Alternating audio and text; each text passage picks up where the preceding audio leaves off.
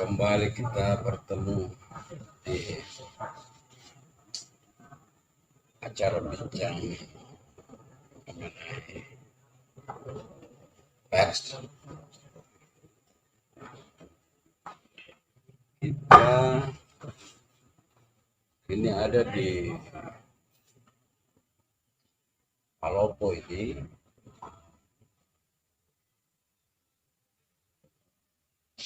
Wartawan dijatuhi 3 bulan vonis hakim. Padahal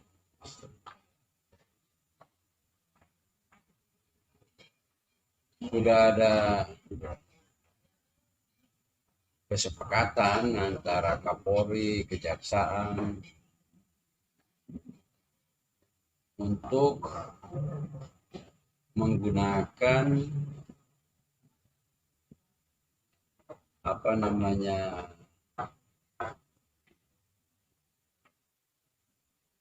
persoalan pers ini memakai Undang-Undang Pers nomor 40 tahun.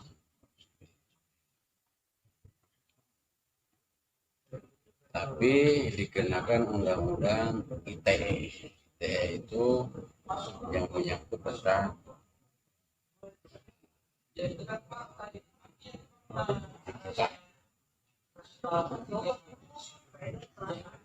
sehingga menjadi ramai.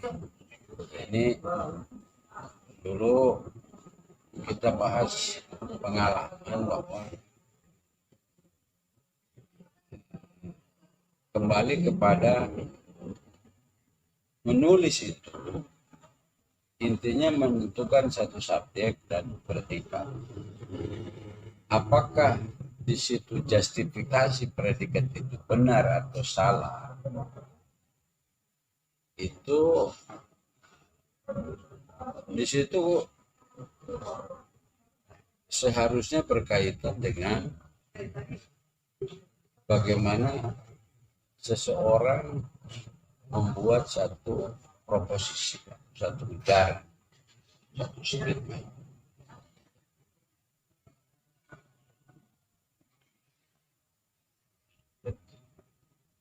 Persoalan ujaran itu banyak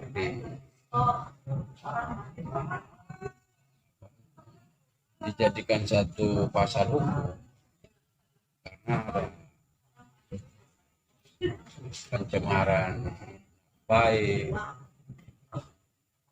itu memakai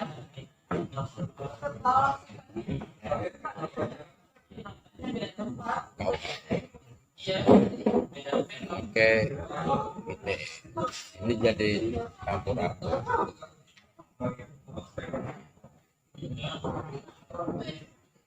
Karena Indonesia sendiri persoalan hukum itu, misalkan di zaman PKI ada orang yang tidak diadili tapi dipenjara. Jadi persoalan hukum ini masih carut marut, sehingga barang yang seharusnya sederhana, produk pers ini tandanya adalah dia punya PT di bidang pers, di bidang media. Itu mereka membayar di situ, membuat satu badan hukum itu membayar yang khusus untuk media, sehingga siapapun yang berbadan hukum khusus media atau pers seharusnya diperlakukan memakai undang-undang pers. Tapi di dalam realita terjadi penafsiran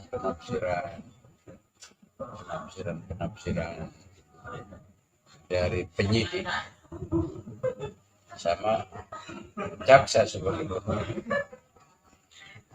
Dua titik ini walaupun sudah ada kesepakatan, di bawah itu lari karena kesepakatan itu ada di atas. di bawah itu lari. Ini menjadi persoalan yang tumpuk. Kadang misalkan di sisi dunia persnya sendiri itu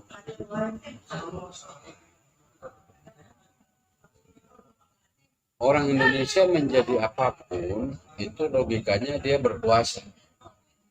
Jadi kepala desa berarti dia berkuasa. Menjadi tentara, polisi dia berkuasa. Menjadi dokter, guru dia berkuasa atas bidangnya dia. Tidak berpikir tentang bahwa dia melayani. Sama dengan pilkada tuh. Orang dipilih bupati atau wali kota atau gubernur. Seharusnya dia melayani. Tapi dia berpikir saya berkuasa. Jadi mindset atau pola pikir berkuasa ini di wartawan juga sama. Seolah-olah saya berkuasa. Sehingga semacam ada adu kekuasaan ini. Wartawan tidak diberi wewenang untuk sebagai mindset berkuasa, tapi dia harus independen.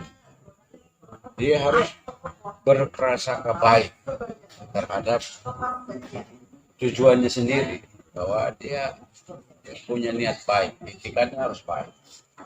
Tidak ada untuk serang orang, untuk apa. Ketika ada itikat tidak baik, ini akan timbul kekeruhan. Ini yang kasus Palopo yang kemarin ramai ini berkaitan dengan masalah hukum. Jadi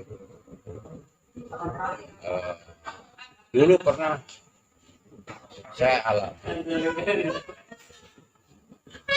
saya harus membiayai saksi ahli. Kebetulan ada Pak Saur Tapara yang menolong dan bisa menjelaskan kepada hakim di pengadilan Jayapura bahwa apa yang ditulis oleh media saya waktu itu Papua adalah merupakan cover hoax yang dilindungi oleh pernyataan seorang saksi ahli karena dia punya kapasitas, dia adalah pemimpin di media Indonesia, ya pemimpin. Sehingga hakim tahu, oh berarti apa yang dijelaskan ini sudah memenuhi kaidah-kaidah ya, sehingga diputus bebas. Karena berkaitan dengan pers itu sebagai satu turunan dari kemerdekaan berpendapat, berpikir dan berpendapat. Itu Indonesia juga menurut Gus Dur itu bermasalah dengan melarang berpikir. Jadi ada TAP MPR yang melarang berpikir tentang ajaran komunis. Itu Gus Dur tidak setuju. Pikiran itu nggak bisa dilarang. Kalau sekedar pikiran itu berarti dia mengemukakan argumentasinya, itu nggak dilarang. Yang dilarang adalah melakukan tindakan-tindakan pidana. Kalau hanya berpikir saja tidak bisa dilarang. Tapi buktinya TAP MPR itu juga sampai sekarang belum dicabut. Artinya kita masih konsekuensi dari sebuah negara yang mengatakan bahwa kemerdekaan itu adalah hak segala maka karena tidak sesuai ya itu betul. Tapi ini tidak bisa dilaksanakan ketika ada TAP MPR malah berpikir. Ajaran itu kan berpikir. Yang salah itu tindakan-tindakannya. akhirnya bahwa ada sebuah ajaran sini begini, tidak ini, tapi tindakan-tindakan yang menimbulkan pidana itu yang salah. Jadi kemerdekaan adalah hak segala bangsa. Itulah kemerdekaan itu bagiannya dari kemerdekaan. Sehingga proses kebangsaan ini sangat terganggu ketika mengkritik orang besar, bupati atau anak bupati di Maroko. Akhirnya karena dia orang besar, maka tahun dibuka. Memang mau 3 bulan, 3 tahun, 30 tahun, 3 hari itu sama saja, karena berarti undang-undang ini jadi percuma. Karena dia diadili pakai undang-undang. Jadi disamakan deliknya delik. Ini yang seharusnya dipelihara oleh pers sendiri, oleh para penegak hukum, dan juga orang politis. Karena ingat, politisi itu juga dia mewakili rakyat. Politisi kan hanya disuruh jadi dewan oleh rakyat, disuruh jadi wali kota atau bupati oleh rakyat. Iya kan?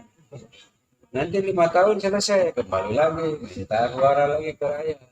Jadi itulah inti dari negara ini didirikan di atas kedaulatan rakyat yang berdasarkan kepada Pancasila. Itu ada di pembukaan Undang-Undang 45 kan, yang kalinya 4.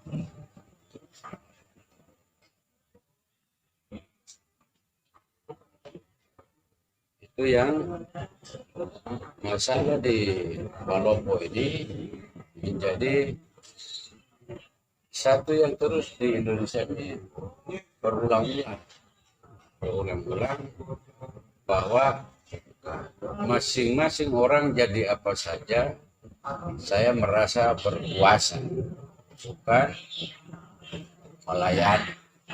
Seharusnya dia jadi kepala desa melayani, jadi DPR melayani, jadi apa saja harus melayani, karena kedaulatannya rakyat punya. Pokoknya disuruh rakyat.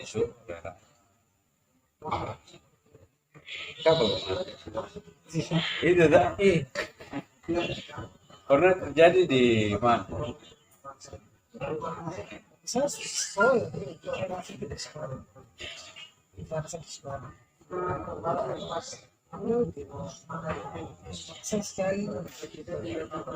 Harus bisa, tapi gitu belajar, bukan apa itu yang bisa saja. Ya, Itu harus dipakai. jadi itulah kembali ke kasus Palopo tadi, bahwa kesimpulannya semua jangan karena merasa berkuasa. Penyidik berkuasa atas perintah acara, jaksa berkuasa atas penuntutan umum, hakim berkuasa atas vonis, tapi melupakan bahwa barang yang diurus ini berkaitan dengan pers. Tandanya adalah lihatlah badan hukumnya. Di situ badan hukum untuk usaha bidang media, bukan bidang lain-lain, sehingga perlakukanlah dia sesuai dengan undang-undangnya, yaitu. Selamat malam.